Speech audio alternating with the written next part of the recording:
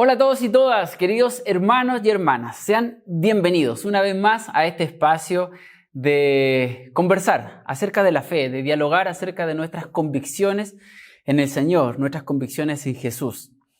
El día de hoy quisiera invitarlos a reflexionar en un aspecto de la palabra que es bastante sensible, que es bastante importante para todos nosotros. Así que yo les quiero pedir que podamos entregarnos por completo a escuchar este sermón. Yo sé que estamos en la casa o estando en la casa pueden haber muchas distracciones, pero intente poder generar un espacio o un lugar para que después esto lo pueda llevar a un desafío que les quiero lanzar al finalizar este tiempo de reflexión. ¿Quién te habla? Por si no nos tenemos el agrado de conocer aún, Andrés Santibáñez, pastor de jóvenes de Alpha Pieps. Soy parte de este bello equipo, de esta bella iglesia La Pieps, la primera iglesia evangélica bautista de Santiago. Y bueno, ¿de qué te quiero hablar en este momento? Acerca de la realidad. Mira, en la realidad nosotros encontramos verdades, como también encontramos mentiras.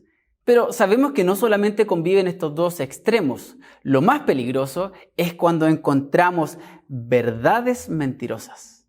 Verdades mentirosas. Eso es lo más terrible que puede sucedernos. O verdades a medias. Porque son en los colores grises donde se encuentran las dificultades de entender el camino correcto. La predicación o el sermón de este día se llama verdades a medias. ¿Y qué decir de esto? Inclusive cuando hablamos respecto del amor. Platón dijo en alguna ocasión, donde reina el amor, sobran las leyes. Mire qué incisiva declaración. Y hablar del amor hoy día no es algo fácil. La verdad es que podría parecer algo light, pero en tiempos actuales no es fácil.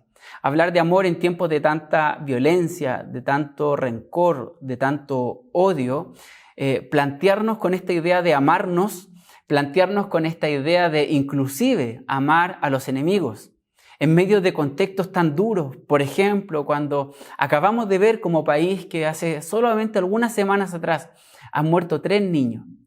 Tomasito en la comuna de Arauco en el sur, Itan en la comuna de Maipú acá en Santiago y Tamara en la comuna de Huechuraba, nos parte el alma. Y tener que enfrentar una conversación de dialogar la fe y decir que debemos amar a los enemigos, la verdad es que para algunos puede sonar casi imposible. Imposible de poder realizar. Entonces yo quisiera enfrentar este diálogo desde la Escritura. ¿Y qué es lo que nos dice o cuál es la propuesta de Jesús en este punto? Así que yo te quiero pedir que vayas a donde está tu Biblia o recoge tu celular y abre la aplicación y quiero que reflexionemos en un importante sermón de Jesús. Quizás el más famoso de todos los tiempos, el Sermón del Monte. Este queda en el libro de Mateo, capítulo 5. Capítulo 5 del 43 al 48. Y mientras lo buscas, yo quiero recordar que estamos en el mes de hablar de la visión de la iglesia, de este reseteo que el pastor Luis nos adelantaba el domingo pasado. Hablamos que somos una iglesia que ama, que acepta y que acompaña, pero la pregunta del millón es ¿con quién hacemos esto? ¿Con quién hacemos esto? Y la respuesta es simple, lo hacemos con los que están adentro, pero también debemos hacerla con los que están afuera. Ocupo esta separación solamente para ejemplificar. Es decir, tenemos un llamado al cuidado y también a alcanzar y también de la proclamación. Tenemos este doble aspecto de trabajo, tanto con la propia familia de fe, los que ya han reconocido a Jesús como Señor y Salvador, como aquellos que aún no le conocen. En ese enfoque quisiera direccionar esta predicación. Si ya lo encontraste, vamos a Mateo capítulo 5, del versículo 43 al 48. Y mira lo que dice, escúchame bien por favor. Dice, ustedes han oído que fue dicho. Este es Jesús hablando. Ustedes han oído que fue dicho, amarás a tu prójimo y odiarás a tu enemigo. Pero yo les digo, amen a sus enemigos, bendigan a los que los maldicen, hagan el bien a los que los odian y oren por quienes los persiguen, para que sean ustedes hijos de su Padre que está en los cielos, que hace salir su sol, miren qué bonito detalle, que hace salir su sol sobre malos y buenos y hace llover sobre justos e injustos. Porque si ustedes aman solamente a quienes los aman, ¿qué recompensa tendrán? ¿Acaso no hacen lo mismo los cobradores de impuestos? aludiendo a las personas traicioneras o pecadoras. Si ustedes saludan solamente a sus hermanos, ¿qué hacen de más? ¿Acaso no hacen lo mismo los paganos? Por lo tanto, sean ustedes perfectos, como su Padre que está en los cielos es perfecto. Es incisiva la predicación de Jesús. Es muy difícil poder estar escuchando este tipo de diálogo o relato y quedar indiferente. O sea, decir que debemos amar a esos que están afuera, a esos que son diferentes a nosotros, inclusive a nuestros enemigos. Esta predicación será fácil de escuchar, no sé si será tan fácil de practicar. Pero lo que hace Jesús aquí es plantearse desde la perspectiva de la verdad, una verdad conocida. Desde Levítico 19, versículo 18 nos dice que no te avergüences ni guardes rencor contra los hijos del pueblo. Ama a tu prójimo como a ti mismo. Yo soy el Señor.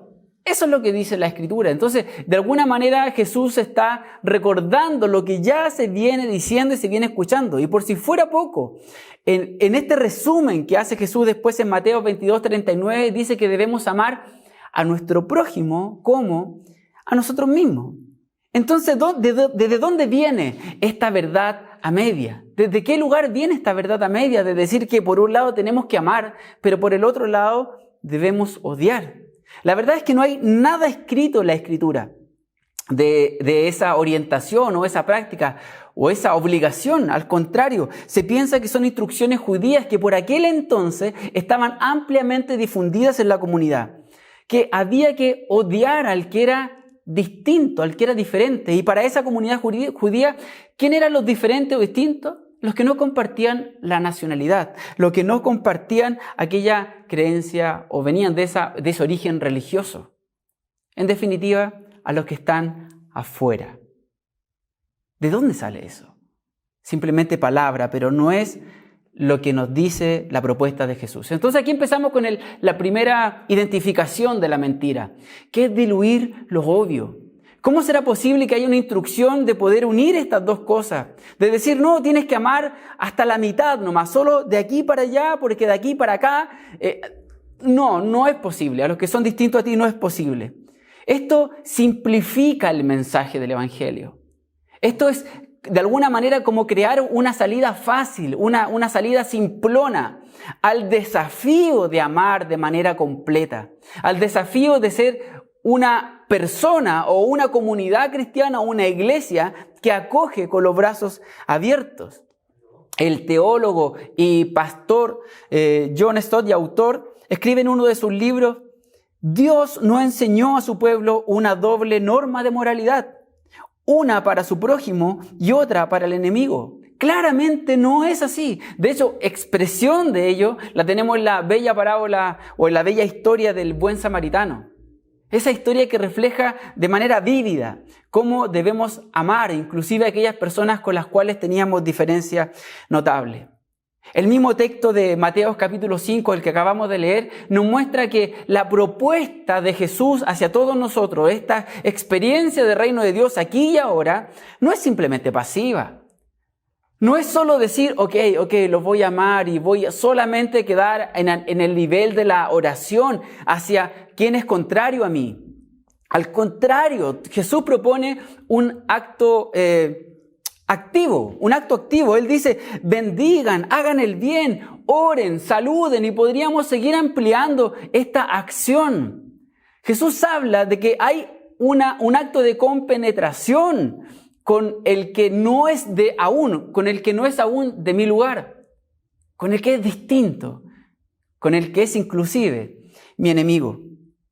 Porque un discípulo que no ama como Jesús simplemente no ama. Estamos llamados como discípulos de Jesús a amar como Él amó. Recordemos, por favor, Lucas capítulo 6, del 34 al 35, la primera parte, dice: si prestan algo a aquellos a quienes ustedes de quienes ustedes esperan recibir algo, ¿qué mérito tienen? Hasta los pecadores se prestan unos a otros para recibir otro tanto. Ustedes deben amar a sus enemigos, hacer el bien y dar prestado sin esperar nada a cambio. Si esto lo hacen las personas que no conocen a Cristo, ¿cuánto más los que reconocen el amor de Dios?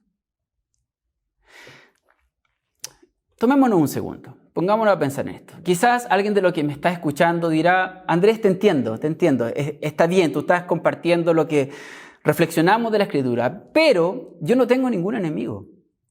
No seré una monedita de oro que le caigo bien a todas las personas, pero honestamente no puedo reconocer a alguien como enemigo delante de mí. Y yo te felicito por eso, pero la verdad es que ese es nuestro presente. La verdad es que estamos en medio de un mundo en crisis, de una sociedad rota y quebrada. Y hoy día puede no pasar eso. Pero ¿qué pasa si saliendo de nuestra casa vamos en nuestro auto y nos chocan? ¿En qué se transforma esa otra persona? ¿En qué se transforma ese conductor? ¿Qué pasa si acabamos de arreglar nuestra casa y viene alguien o un grupo de personas y ejecuta un acto violento contra nuestra casa o nuestros bienes y quema nuestra casa? ¿Qué pasan a ser para ti esas personas? ¿Qué pasa a ser para ti ese funcionario, ese colega tuyo que está cumpliendo un buen rol de diablo para ti en tu trabajo? O aquel profesor o aquel compañero de universidad que te está haciendo la vida imposible. O simplemente recordar a estos padres que acaban de perder a sus hijos. ¿Cuál es la imagen que tienen de estos asaltantes, de estos violentistas? ¿Cómo lo estarán mirando? Entonces hoy día nosotros podemos decir en este momento, en este segundo, no, yo no tengo ningún enemigo. Yo amo a todo el mundo.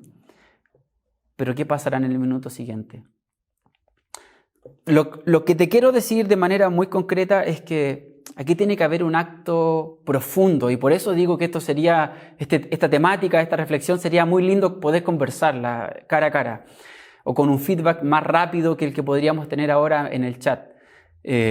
Crisóstomo, uno de los padres de la iglesia, dijo que la responsabilidad de orar por nuestros enemigos es la cumbre más alta del dominio propio. Yo estoy totalmente de acuerdo con esa afirmación.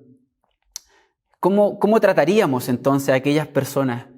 ¿Cómo tratamos a aquel que se llevó la vida de nuestro hijo, de nuestro único hijo? ¿Cómo lo tratamos? Hemos podido ver en la televisión, a través de las redes sociales, cómo el dolor de los padres se ha expresado de manera muy dura. Y no voy a criticar esa expresión de dolor. Pero ¿cuál es la propuesta cristiana? ¿Apagar la violencia con más violencia? ¿Apagar el dolor generando más dolor? Sin duda alguna, esa no es la propuesta de Jesús. Entonces, ¿cómo reaccionamos ante esta realidad? Ante esta realidad que miramos y nos dolemos, que nos duele el alma, sobre todo a quienes somos papás, y uno dice, ¿y si me tocara a mí, cómo reaccionaría yo? ¿Cómo reaccionaría si alguien toca a mi esposa?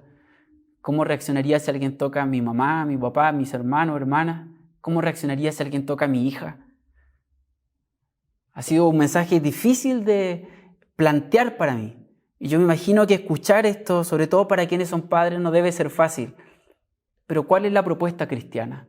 Jesús viene, se plantea y nos dice, mira, lo que te dice la sociedad es que tienes que amar.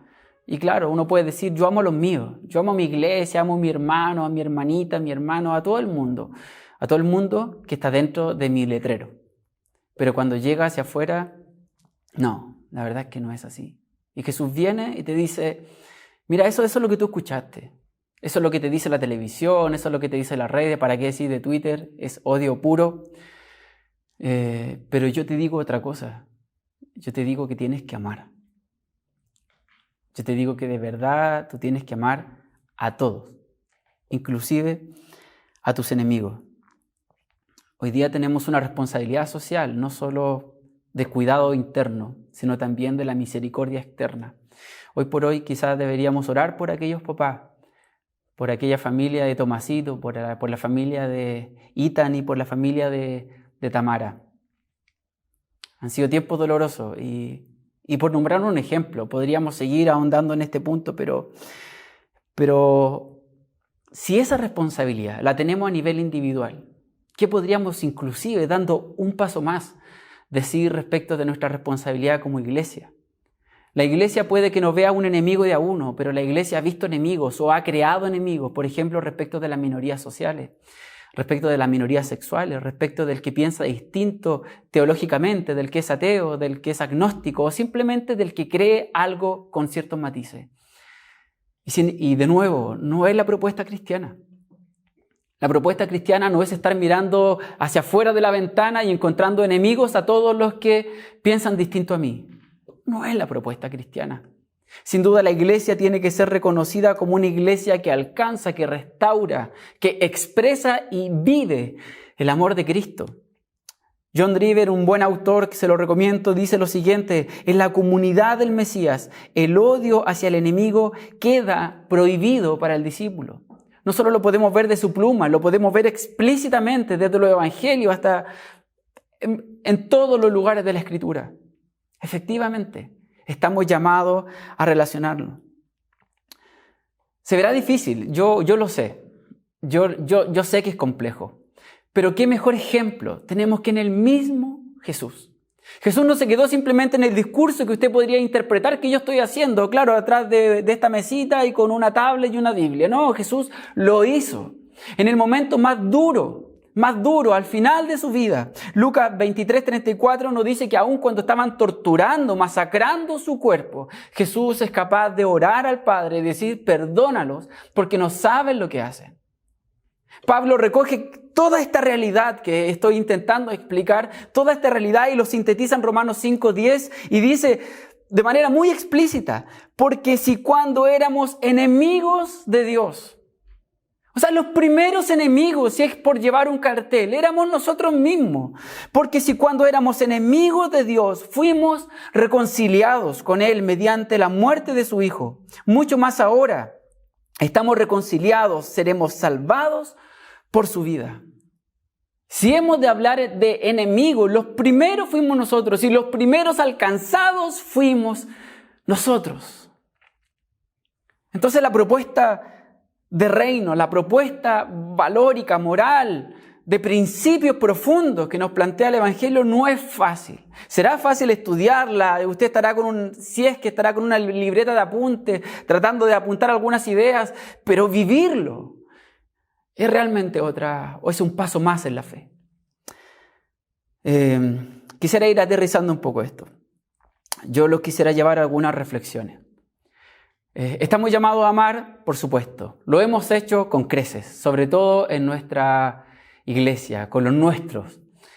Pero cuánta tarea y cuánto camino nos queda por recorrer de amar a los demás, de amar a todos, de inclusive a aquellos que por circunstancias de la vida, inclusive desafortunadas, se transformaron en nuestros enemigos.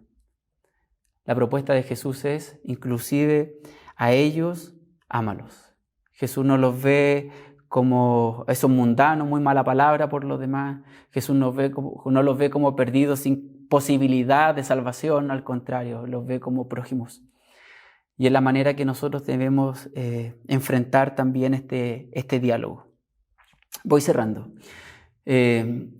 Pensando en cómo podía aterrizar este mensaje, quería que esto lo pudieran ver en vivo y en directo.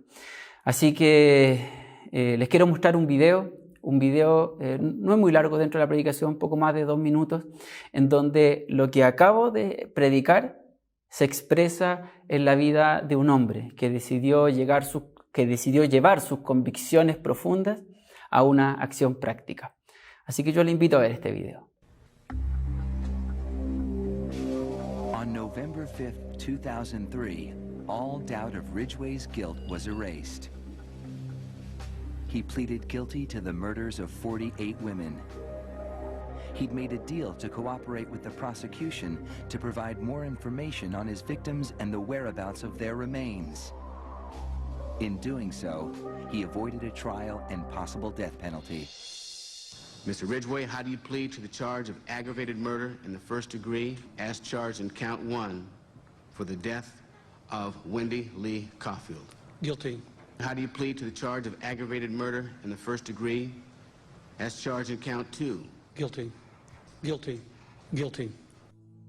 It's like he didn't have any remorse at all for what he had done.